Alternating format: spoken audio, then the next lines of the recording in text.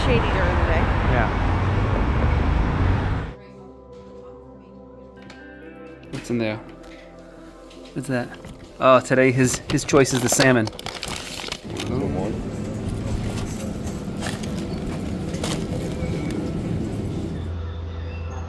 This is like a ginger jar. I always have cashmere sweaters around the holidays. These embroidered flowers on it. That almost looks like it's crocheted. Adorable. They're starting to get their plant stands and some spring things in, which is always super exciting. I love looking through the houseware section here at TJ Maxx. Hi, it's Steph, and in today's episode of Hooked and Rooted at Home, I have quite a bit for you. We are going to do some last minute Christmas shopping. I also got some last minute gardening done just in the nick of time before we got a little bit of snow.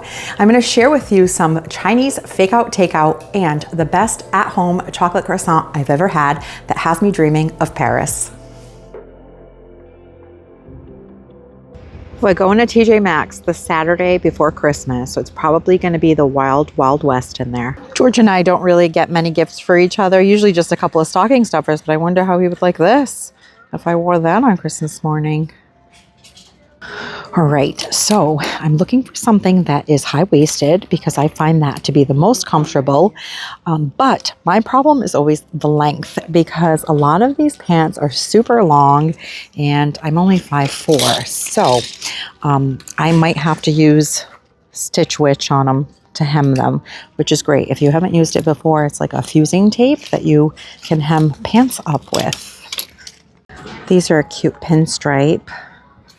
This is the kind of vibe I'm going for. These stretchy pull-on pants with this nice comfy material. Who wants to be constricted during the holidays, right? So this is the pant that I think I'm going to try. It has sort of like a pleat down the middle. It is the wide leg style that I'm looking for to go with my pointed boots. And they're just mid-rise, which is the only thing I'm kind of concerned about. I don't know if they're going to hit me at the right place on the waist. But they have lots of options here. This is a pretty color. Check these out. Who would want to wear pants with a button fly like that on the outside?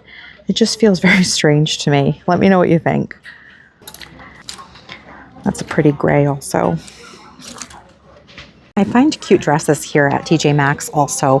Sometimes I get questions on the dresses that I buy when I do my garden tours during the gardening season, and I mostly get them from places like Old Navy and Kohl's, and once in a while I will find a cute one here at TJ Maxx. Now this one is not my size, but it is really pretty. This one is really beautiful too. This gorgeous blue one with a flutter sleeve. It's a button down dress with a tied waist. So pretty. And only $24. It's a great price. I always have cashmere sweaters around the holidays, and look at these really pretty ones that they have this year. This one has these embroidered flowers on it. That almost looks like it's crocheted. Very pretty. $69.99 for this one. And then there's this one here with some flowers. They even have a blue one as well. Right here. Adorable. I want to get Rocco a new bed for Christmas. He has one right now that is perfect. He can get into it and cover himself, and it is awesome. And I purchased 3 at the time that I found those, and I've never been able to find them since. They do have really great dog beds here at TJ Maxx though. They're very soft and plush and very reasonably priced. So if you have a pup that needs a new bed, it's a great place to check. Look how cute that one is. This is a similar effect. It's one of, oh my gosh, I think it's called a slipper, and it does look like a slipper. A cat bed slipper, so that they can kind of nestle themselves in there. This one's just a little too small for Rocco. Look at these fun dog puzzles.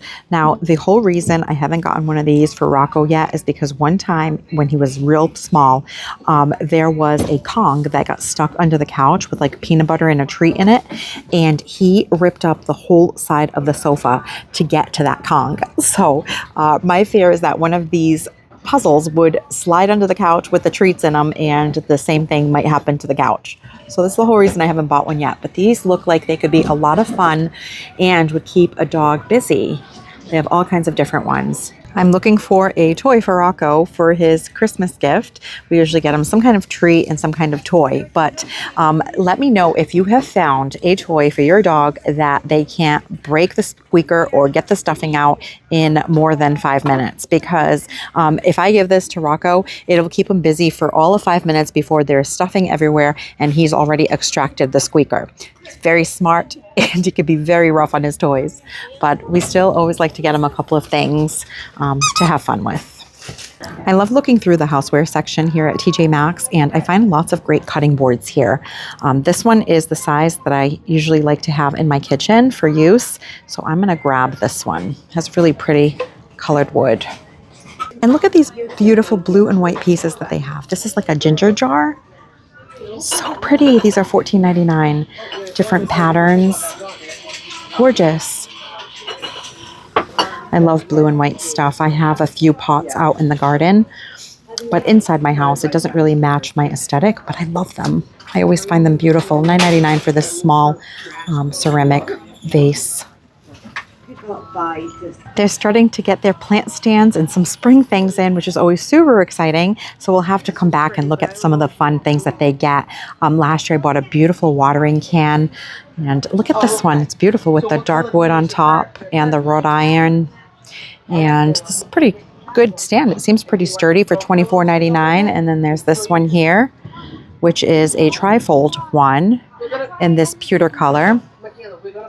And that one is $29.99. And then there's this one with the 3 legs for $19.99 with a really pretty wood top. These are so good. I carry a lot of tension in my shoulders and in my neck, and I absolutely love these. I have one of them and they work so well, especially when I crochet. Sometimes I get a lot of fatigue in my shoulders, and these are super helpful. So this would make a great gift.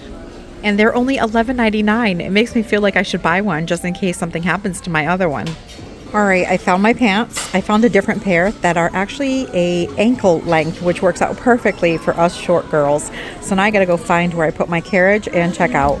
While I was doing some last minute Christmas shopping and grocery shopping, George went to Trader Joe's with our boys because he was already in the area doing something else, so I asked him to grab a few things. They have beautiful flowers and even winterberry, poinsettias. These wooden flowers were so pretty. If I was there, I would have definitely picked some up. And if you ever need flowers for any occasion, they have beautiful selections of fresh flowers. Now the kids are about to be home from school for winter break over the holidays, so we stocked up on a few of our favorites to have available for meals and for desserts and treats and so forth. So here is our very favorite barbecue teriyaki chicken and their delicious orange chicken. Now these are awesome to have on hand for a quick takeout meal. And on busy nights or when we've been running around all day, it really comes in clutch because you don't have to worry about what you're going to have for dinner. You just pull this out of the freezer, and within 10 minutes, you have a full meal on the table. And the Trader Joe's chocolate croissants that rival any Parisian croissant that I've had. And they are delicious and great for weekend breakfasts. These apple blossoms are also delicious. They're like mini apple pies, which we usually have with vanilla ice cream. And these mini pancake puffs that my boys really enjoy. All you have to do is put a little bit of syrup on them, maybe make a protein on the side like some scrambled eggs, and breakfast is served. And I picked up some of these organic jumbo cinnamon rolls to make on Christmas morning.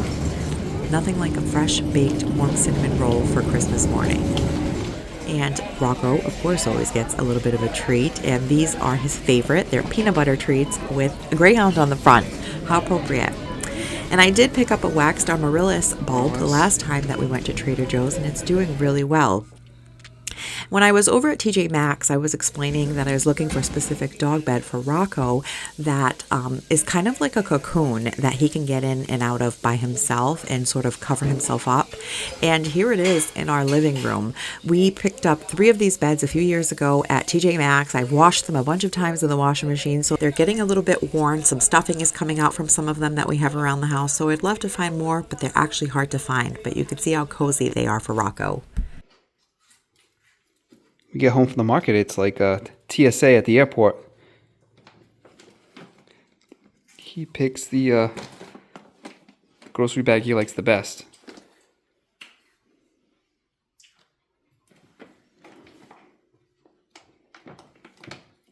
What's in there?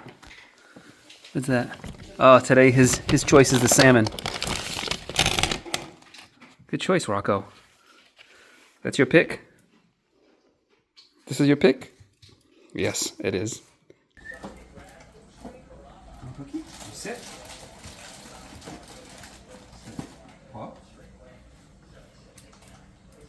George swapped out the salmon for a treat for Rocco, and he was happy with that. And now it's time to start dinner. And because we've been running around all day, we were tired, we decided we were going to make the Trader Joe's chicken and fried rice for dinner. Now, one of my sons and I had already had soup, so I was only preparing enough for George and my other son. If I was making this meal for a family of 4, I would need to make 2 packages of chicken and 2 packages of rice, which still comes out way cheaper than buying Chinese takeout for our family of 4. So here I am warming up my chicken in the air fryer. About 10 to 12 minutes at 400 degrees usually does it. And while the chicken is cooking in the air fryer, I warm up the sauce. And to do that, I just take a Tupperware or a bowl and I fill it with really hot water, like the hottest water I can get out of my sink.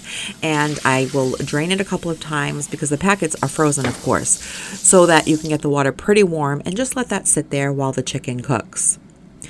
And about halfway through the chicken cooking, I start the fried rice. This takes anywhere from 5 to 7 minutes, and I just warm up a little bit of avocado oil and let it go on the skillet. Turning it a couple of times, but if you let it sit, it gets nice and fried at the bottom, which we kind of prefer. So you can see here that the chicken is now done, so the last step will be to coat it with the sauce. But I also decided to make a couple of wontons to go along with it. You could make a couple of frozen egg rolls or wontons, but you can see that this air fryer is a really heavily used utensil in our house, and we love it. So I'm going to go ahead and sauce up the chicken now. So the sauce that I've had warming up, I just cut the corner off and I pour it over the chicken. I mix it all up, and then it is ready to just serve over the rice. Now, this really does make a delicious dupe for takeout Chinese, and it takes no time at all, much faster than having to wait for it to come. And like I said, it's a really budget-friendly version, and it's also really delicious. So here we are, just having a cozy night at home. I'm already in my pajamas because after I've been running around all day, the last thing I want to do is keep my jeans on. And it is time to get into some cozy clothes. But this is really delicious, and I think that if you try it, you might like it. If you have tried it, let me know. And a perfect dipping sauce for the wontons is this Trader Joe's teriyaki or General Tao's sauce that they carry. The next morning, we were going to have the Trader Joe's chocolate croissants for breakfast. So what we have to do is prep them the night before because they need to proof or time for the dough to rise. So here I'm just placing them on a cookie sheet with a piece of parchment paper, and I let them sit out overnight. And by the morning, they have puffed up a bit and they're ready to be baked. Now, one step to take before baking them to give them that beautiful shiny gloss that croissants typically have, you just take an egg and you're going to beat it. Just give them a bit of an egg wash. Now, I've done this before with the egg wash, and sometimes I forget and I just pop them in the oven. Either way, they come out beautiful, but I think that this just gives it a nice little touch. Plus, I do like to make scrambled eggs as a companion to the chocolate croissants, so I can use the egg anyway. So these bake in the oven at 350 degrees from anywhere from 20 to 22 minutes. I find that about 22 minutes works best in my oven. So at 20 minutes, I just shut off the heat and I just let them sit there for a couple more minutes to get them nice and golden. While they bake, I'm just prepping some scrambled eggs, getting them ready to go.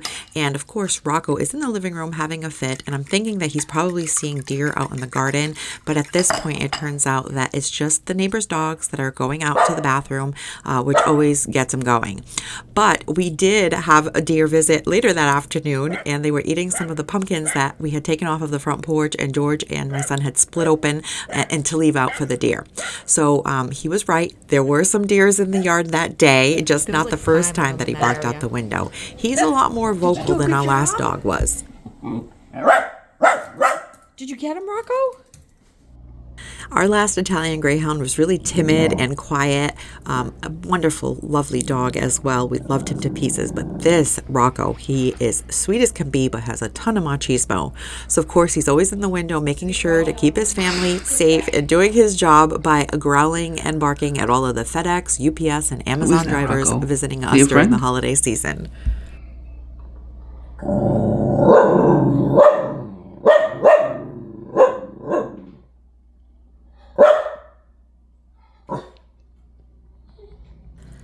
I made some berry smoothies to go with breakfast as well. Super easy. They just consist of some blueberries, a few cubes of ice, as well as a banana and some milk. You can use any kind of milk. We use almond milk. We also sometimes go with oat milk or regular reduced fat milk, but you just need some kind of liquid, and then you just blend it up. And this makes a great fruit companion to go with breakfast. I figured it'd be well-rounded. We'd have the croissant, some scrambled eggs for protein, and the smoothie. And of course, Rocco loves bananas, so he got a little treat for sitting and being a good boy. But these come out perfect, and they're delicious. Just a little bit of tart with a little bit of sweet from the banana, and really refreshing.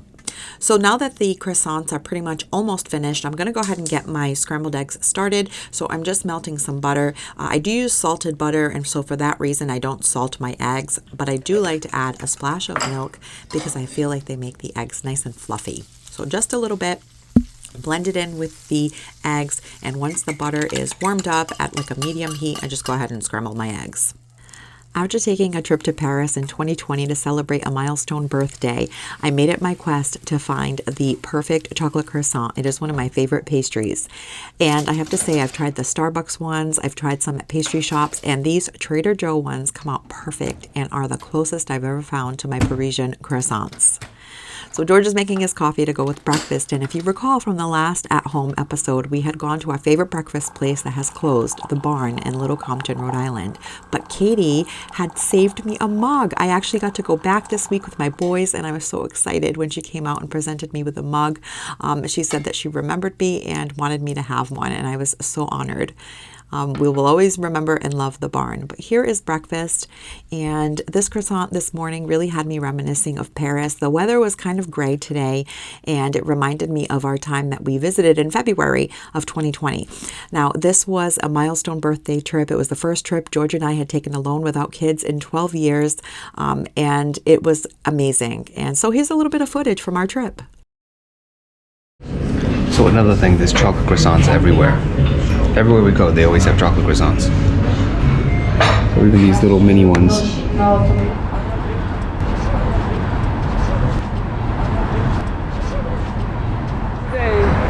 little less shady during the day. Yeah. Okay, I'm doing a video, not taking a picture. I want to see. All right.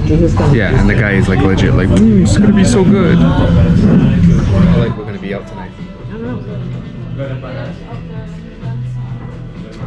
Finally got a cup of coffee. They call it Americano. It's not Americano.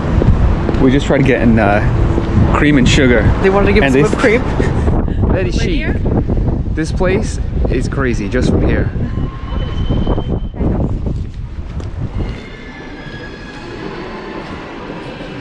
Holy shit.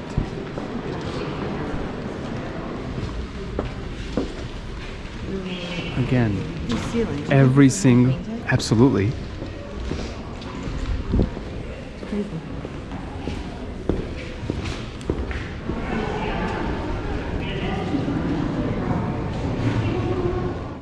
So these are the gardens, but nothing is in bloom right now. Right. Just the evergreens. Needs a lot of work. Preset.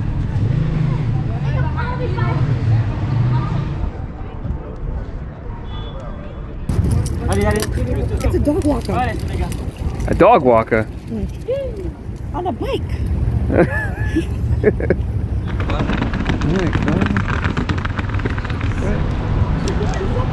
Ready? Yeah, go ahead. It's locked. You gonna take a picture? No. We're gonna throw it to the side. I'm gonna drop it in. Ready? All right, go ahead. Bye-bye. It was a wonderful and memorable trip, and I've been dreaming of it ever since, and I can't wait to go back sometime during the gardening season when all of the beautiful gardens in Paris are in bloom. But back home, we did have a little bit of snow on the very first day of winter, which was really cozy but gray. And having the croissants really took me back to that February in France. But you can see how beautiful these hydrangeas are catching the snow and all of the evergreen interest in the garden, which I always say on my channel is so important for a garden in cold climates to have evergreen structure and interest, because when nothing else is in bloom, we can still rely on those beautiful evergreens to provide us with something to look at. And I got some bulbs planted and my dahlias lifted just in the nick of time, because we did get snow and the ground is starting to freeze. Now, it took me quite some time to get around to doing this. And I have to say that I am usually two different people. When I buy the bulbs, I'm an optimistic and enthusiastic gardener looking forward to spring and all of the beautiful blooms that it will bring. But when it is actually time to plant all of these bulbs that I buy and it is cold outside, I feel pretty miserable. I have to be honest.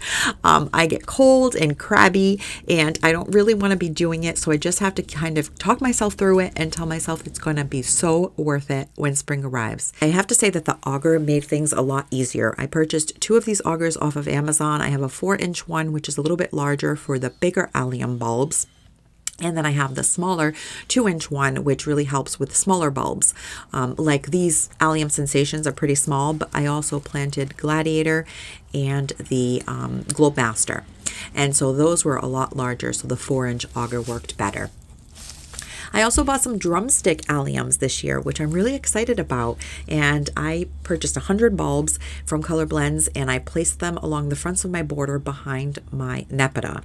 Because I don't know what their growth habit is like, but I tried to stagger my borders to have short in the front, medium, then tall. And since these are supposed to be 22 to 24 inches in height, I thought that they would be nice right behind the Napetas. I have the Cat's Pajamas, which is a shorter 12 to 14 inch height, and then these will be like the next step up. These are very easy to plant because the bulbs are small. They only need to go down about 3 inches. And it had just rained, so the soil was soft. I just poked my finger in and planted the bulbs. It's also a really great time to weed, so I did some of that too. As far as bulbs go for the spring, I did pick up quite a few tulips on clearance at the end of season, as well as some alliums at the Home Depot. I grabbed a couple of packages of these Gladiator ones, which are a pretty good size large allium. Now the 4-inch auger is perfect for these larger bulbs, so that's what I was using here to make the holes.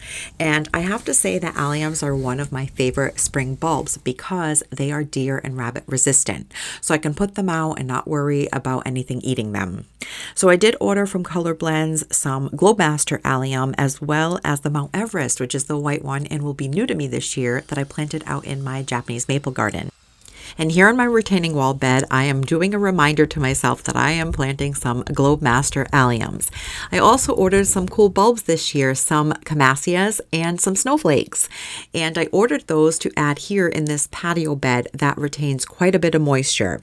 And while I have planted daffodils in this area and tulips in the past, they tend to rot because of how much moisture this bed retains.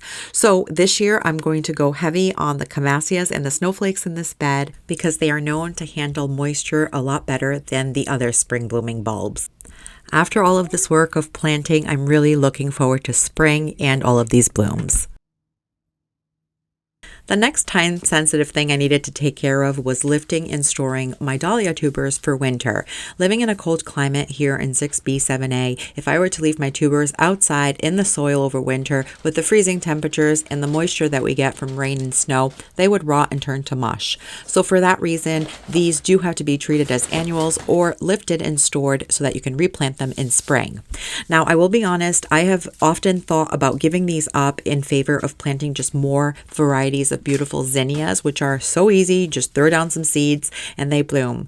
But something always tugs at my heartstrings to go ahead and pull these up and store them because I've invested time and money in these tubers.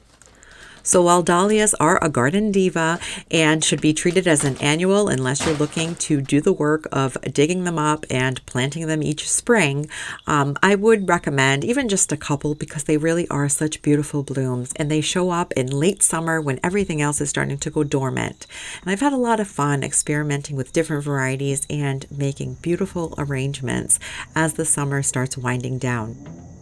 I've also found very few flowers that are as beautiful as dahlias with all of their different colors and shapes and varieties. So for now, they'll live on for another year in my garden and I will continue to make beautiful arrangements for myself, friends, family, and neighbors to enjoy. And if you're interested in how I overwinter and store my dahlias, I do have a video on my channel that I can link below if you want to check it out. And if you, like me, are also looking forward to spring and the next gardening season, I am going to link a video that I made last year that is still relevant today of 5 plants that I absolutely love and think that everyone should grow in their garden. I show in the video a compilation of these plants growing in my garden throughout the whole season, and it is really fun to see them change. So if you have some downtime this holiday season and you want to check it out, I will leave the link below. And I just want to take a moment, George and I, to thank all of you who support and watch our videos and our channel throughout the year. We are so thankful for all of you and wish you and yours a very happy and healthy holiday season and new year. Thank you so much for being here and for spending your time with us, and I will catch you in the next one.